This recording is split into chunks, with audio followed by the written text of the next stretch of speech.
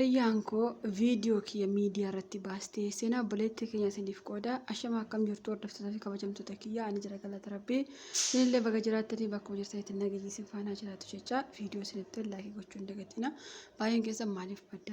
baddattanii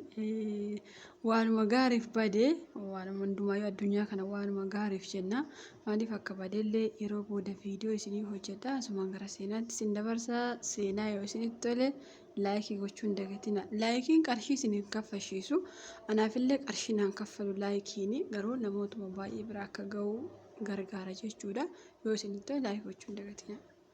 Ani hiriyyaan koo mana arabaa keessatti bakka tokko dalagna. Haa ta'u malee isheen dura kooftee waan ta'eef ani yeroo sana biyya kanaaf haaraa ta'us isheen garuu baay'ee na jaalatti, baay'ee ishee jaaladha. Biyya ishees hin beeku, biyya kiyyas hin beektu. Haa ta'u malee afaan Oromoo dubbachuu, dhiiga Oromoo walitti qabaachuu bichaan baay'ee wal jaalanne. Manuma tokko keessa hojiin keenya adda adda ta'us ani fakkeenyaaf ijoollee guddisa, isheen immoo manuma sana keessa hojjetti waan ta'eef haa ta'u malee manni sunis baay'ee bal'aa waan ta'eef sararataan lama waan isaan barbaachisuuf lama fidannatti fakkaata. Garuu mucaan kun yeroo duraa dhufee hamma har'aatti yeroo an afaan arabaan beekne hagga ammaatti baay'ee waan na jaalattuuf anis guyyaa tokko akkuma nama kamiiyyuu hojii keenyarra oollee galgala bakka tokko rafna mitiire isheenis guyyaa tokko ofumaa kaatee kootu viidiyoo wal waraabnee qaama eenyuu akka caalaa bareedu sirriitti wal ilaala jechuun yeroo isheen na gaafattu anis ishee rakkoo maal qabaree jechuun baay'ee waan ishee jaaladhuuf qaama kiyyas silkii isheetii waraabbattee anis kan ishee waraabbadhee lamaan keenyayyuu baay'ee wal jaalanna jennee qaama keenya silkii nama tokko bira kan ishee na bira kan koomoo ishee bira yeroo taa'u anis baay'ee na jaalatti jechuun isheenis baay'ee akka na jaalattu yeroo hedduu irra deddeebitee waan faarsituuf anis ishee amanee wal amannee qaama keenya guutummaatti walitti agarsiisuu yeroo uffata jijjiirannu wal ilaalaa jijjiirachuu yoo feene immoo suuraa wal kaafnee maal fakkaannaa safuu yaa uumaa rabbii qaamni keenya akkam jira mee ati kaasii natti agarsiisi jechuun yeroo hojii keenya fixnu taraa viidiyoo wal waraabaa suuraa wal kaasaa utuma kanaan jirru isheen naannoo waggaa 9 fixxetti ani immoo waggaa 7 yeroon fixu biyyatti galee eeyyama fudhee naannoo ji'a 2 biyyatti galee yeroon deebi'u baay'ee natti jijjiiramdee na eegdee maal taatee maal si godhee anis maal sitti balleessee jedhe yeroo ishee gaaf an dhugaa dubbachuuf viidiyoon suni naannoo waggaa 3 olii waan ta'eef amma garuu naannoo waggaa 7 waan hin fixeef isheen garuu waggaa 9 kana keessatti biyyas galtee hin beektu manuma sana keessa waan teessuuf haa ta'u malee maaliif akkana oodde maaliif akkanatti jijjiiramte gonkumaa waan hin beekneef maal taatee maaliif na ooddaa ijaan biyya galee ufe jijjiiramte moo hojii sitti baay'atee jechuu yeroo ishee gaafu isheenis lakkii viidiyoo waggaa 3 dura wal waraabnee fi suuraa wal kaafne eessa dhaqattee jette yeroo na gaafattu anis baay'ee rifachuun viidiyoo bara kamii isa bara akkasii moo anoo yeroosuma silkiin koo gubate mitiire atis hin beektaa ani silkii haaraa qabadha malee isa hin qabadhu jechuun silkii koo itti kennuun isheenis guutummaa guutuutti adda baafachuuf malee silkiin kun akka viidiyoon ishee keessa hin jirre sirriitti waan beektuuf haa ta'u malee waan isheen hin kaate baay'ee na ajaa'ibee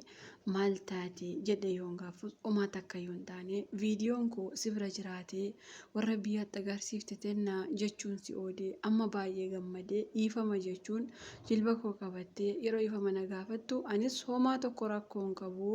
dhiisii kun dhiifama hin barbaachisu jedhe yeroo isheef deebisu. Guyyaa tokko ergin biyya arabaatii deebi'ee icciitii koo hundaa itti odeessee jireenya kiyyas maal akka ta'e qarshii kiyyas maal akkan godhachaa ture takkallee akka na jalaan bannee fi mana ajaa'ibaa ijaaradhee jireenya kiyyas jireenya nama gammachiisu akka ta'e anis biyya galee gaa'ila uummadhee akkan dhufe abbaan manaa koos nama gaarii akkam akka ta'e yeroon isheetti odeessu isheenis homaa rakkoon qabu jettee ani dhufee baatii 3 fixee waan ajaa'ibaa ilmi namaa kamuu nama irratti hojjechuu hin dandeenye yeroo isheen irratti hojjettu anis yaa rabbii kuni maali jechuun ofitti rifadhee hamma ammaatti rifaatuun isheen keessaan baaneeti viidiyoo kiyya natti agarsiiftee teelegiraamii fi feesbuukii, tiiktookii, miidiyaa adda addaa irratti si gadhiisaa yookaan dalagii ji'a naaf kennee qarshii miiliyoona takka sirraa barbaadaa jettee viidiyoo waggaa 3 duraa yeroo isheen natti agarsiiftu anis waan godhu wallaalee guutummaa guutuutti maraadhee maaliif dileetiin goonee bara sana wal amannee anis si biraa qaba atis na biraa qabda garuu kee dileetii godhee jira rakkoon kee maalii maaloo naaf dallatii ani nama abbaa manaa qabuu fi nama obbolaa qabu nama haadha gaarii fi abbaa gaarii qabu warra guddaa keessaa aladhee adaraa gannan baasiinii qarshii miiliyoona takka eessaa siif fidaa jedhe yeroo isheetti himu isheenis yoo feete kalee kee gurgurii qarshii miiliyoona tokko naaf kenni malee kunis siif hin oolu jette yeroo na gaafattu anis waan godhu wallaalee kilooreksii mana sana keessaa dhuguuf yeroon barbaadadhu maadaamii isheetti himtee intalli kun asitti duutee kisaaraa isin gashuu fi silkii irraa fuudhaa namatu itti daawwalee akkana ta'ii akkana godhii maatii sana keessaa waa godii badii jechaa jiru waan ta'eef jettee maadaamitti yeroo himtu maadaamiin kiyyas battalummaan yeroo silkiin irraa fuutu anis isheetti deebi'ee akkamittiin afaan tokko dubbachaa dhiiga oromummaa walitti qabaachaa lafeen koof lafeen kee tokko ta'a kan irratti hojjettaa yeroo isheetiin jiru amma waa'ee oromummaa miti birrii miiliyoona tokko sirraa barbaada irratti na gaafattu anis ishii silkii koo naaf deebisii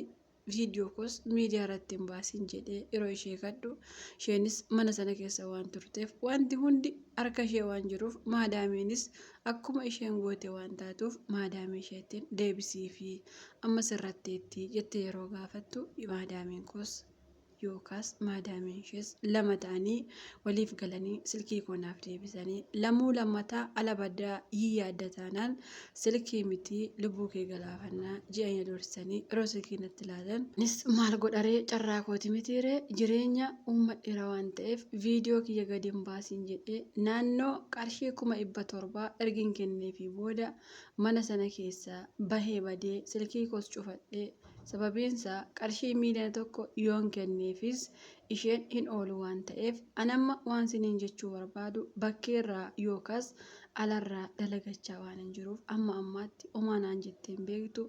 garuu miidiyaarra halkanii guyyaana ilaala yaaddoon garaana guuttee onneen nafa nadda'uu geesse haga ammaatti siqaa kiyya keessan jiraatii dhugaa dubbachuuf viidiyoon sun gaafa gadi ba'e abbaan manaa qabaa miti biyya qaba jedhee biyya kootti waan hin deemneef salphina akkasii rabbi sinaa ooshuu har'a seenaa gosinitti munkoo hiriyyaarraa akka of eeggattaniif malee qarshii na gargaaraa yookaas rabbii na kadhaas osoo hin taane garuu aniif isheen walumaa galatti wal waraabne waan ta'eef namni badii qabu eenyu jettanii yaadduu mee koomentii keessan dubbifadhee jajjabaachuu barbaada maal naan jettuu galatoomaa itti obboleettiin keenya dhugaa dubbachuuf viidiyoo seenaa kana guyyaa eeggaddanatti ergame. Baay'een keenya hiriyaa baay'ee amanna keessaafuu hiriyaa bara kana baay'ee amanna hiriyaan amanames amanamuu baates qullaa keessa wal waraabuun dogoggora guddaadha sababiin isaa silkii keessan irratti iyyuu viidiyoo of waraabbachuun qaama keessan qullaa suura of kaafachuun baay'ee dogoggortanii jirtanii sababiin isaa namni silkii keessan cabsee seenuu danda'a haaggochuu danda'a osuma namni cabsee seenuu baate iyyuu silkiin kun yookaas immoo qofoo nuti baannee deemnu kun chaayinaa harka akka jiru hin dagatiina guyyaa tokko chaayinaan osoo akka carraa ta'e silkiin kun akkuma feesbuukii guyyaarraa yookaas immoo waggaatti chaayinaan jijjiirtu kana ni beektu ammatoo chaayinaan akkasuma silkii fattashtee akkanumatti osoo hin beekin miidiyaa irratti gadi gadhiiftee waan gootan hin qabda waan ta'eef hiriyaa amanuu miti harka keessan bitaaf mirgaa walitti amantanii viidiyoo ofii waraabinan aamsa kooti yeroo baay'ee namoonni baay'een qaamni kiyya maal fakkaata mee of ilaala jechuun yeroo viidiyoo of waraaban umarratti salphinni isaaniin oolu sababiin isaa osoo hin beekin namaaf erguu jira namni silkii keessa seenuu jira hiriyaan keessi biraa paaspoortii yoo barte dabarfachuu jira kanaafuu nama amanuu miti animmoo harka keessaniif mirgaaf bitaayyuu harka keessan lamaan walittiin amaniinaan dhaamsa kiyya. Sababiinsaa harki harka nyaachuu danda'a. Qaamni keessatti deebi'ees nyaachuu danda'a. Waa'ee hiriyyaa irratti gadi fageenyaan haasa'uun barbaadu. Galata Rabbii hiriyyaa sirriitti itti aanee kuni hiriyyaa kooti kun naaf taati jedhu agarratti hin qabu. Garuu irruma keessa haasa'aa hiriyyoota noormaalii ni qaba. Garuu hiriyyaa namoonni tokko tokko irratti of gatanii irratti abaluun kanaa ta'a saayinaa ta'a kan jedhamu duraallee carraa hiriyyaa hin qabu. Haga har'aatti illee hiriyyaa injiraa miire noormaal kan waliin haasofnu galata Rabbii ni qaba. Garuu hiriyyaa akkasiin irratti of amantanii viidiyoo wal waraabdan waan akkasii duraanuu hin jaaladhu. Ani dhaloota koo yookaas uumama koo keessatti nama amanuu hin jaaladhu. Baay'ee of shakka. Baay'ee illee nama shakka. Sababiinsaa namaan miidhameen ture hiriyyaa baafadhee hiriyyaa dubartii dhugaa dubbachuuf ergisii hiriyyaa naafaatti jedhee agarratti yaadu. Garuu kan wajjiniin haasa'u hiriyyaa ni qaba galata Rabbii. Garuu immoo akkasiin amma jettan yookaas immoo akka seenaa kana irratti qurraa erguu maal ta'uu sana ta'uu amanuu hin qabu.